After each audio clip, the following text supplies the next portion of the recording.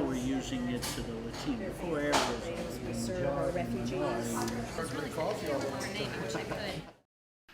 An argument can be made that this is purely political, the supporters of amending the 14th Amendment. As you said, Jim, it's a high standard to amend the Constitution. It's not going to happen by the November election. It's impossible. And it's not going to happen before the 2012 presidential elections. I mean, if somebody dreamed of it happening, you're talking years. The cultural fabric of this country is in rights.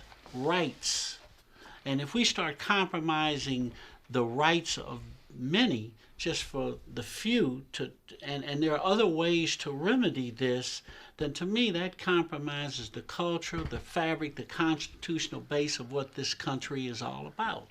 We're trying to address this issue with sound bites.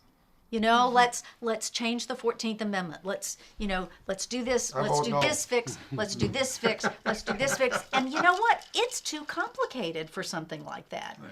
And I'm sorry, but politicians, you have to sit down and act like grown-ups and look at the difficulties within this system, all of the problems, border security, work, employment issues. What are you going to do with 12 million people who are undocumented? I think changing the 14th Amendment is just a drastic, ridiculous move, to be perfectly honest.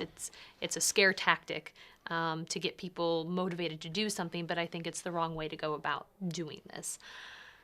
There's another constitutional issue at play that we haven't brought up tonight, but it's preemption. The Immigration Reform Control Act is in place.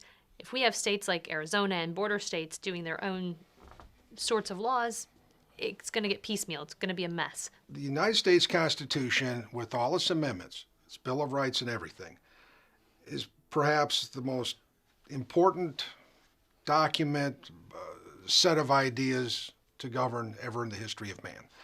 Okay, so when it comes to the 14th Amendment, my view is if it's not broken, don't fix it.